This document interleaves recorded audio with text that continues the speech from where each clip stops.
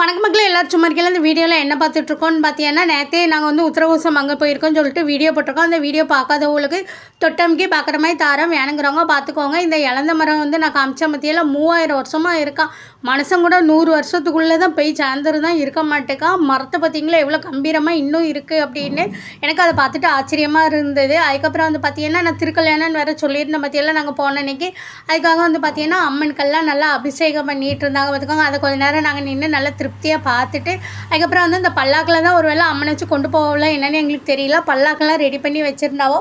இது வந்து பார்த்தீங்கன்னா அம்மன் சன்னதியாக ஏற்கனவே இப்போ கும்பாபிஷேகம் முடிஞ்சு பார்த்தீங்கன்னா, அதனால் தூணுகளுக்கெல்லாம் நல்லா பெயிண்ட் அடித்து நல்லா பளிச்சுன்னு பார்க்கவே அவ்வளோ அழகாக இருந்தது. இது வந்து ஓமகுண்டம் வளர்த்துருப்பா பற்றியெல்லாம் அந்த இடம் போல் எல்லோரும் அதில் போய் இருந்துட்டு அந்த கறி தூள் இருக்கும் பற்றியெல்லாம் சாம்பல் எல்லாம் ஓமகுண்டம் வளர்த்து அந்த சாம்பல் எடுத்து நெத்தியில் பூசிகிட்டு இருக்காங்க.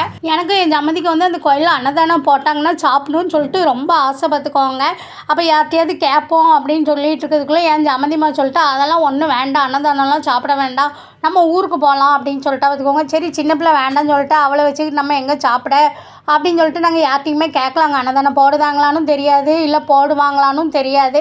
நாங்கள் யார்ட்டையுமே எதுவுமே கேட்கல. அப்புறம் வெளியில் வந்து கோபுரத்தெல்லாம் வீடியோ எடுத்துகிட்டு இருந்தோம். அதுக்கப்புறம் வந்து அங்கே சித்திரை திருவிழா நடக்க பார்த்தீங்களா, என்னென்ன பூஜைகள் என்னென்னலாம் நடக்குன்னு அவங்க வந்து டைமு தேதி எல்லாமே போட்டிருந்தாங்க பார்த்துக்கோங்க.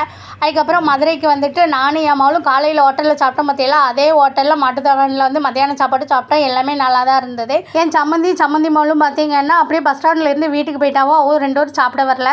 எங்கள் சேனலில் நிறைய பேர் சப்ஸ்கிரைப் பண்ணாமல் பார்க்கிங்க, சப்ஸ்கிரைப் பண்ணிட்டு பாருங்கள் மக்களே.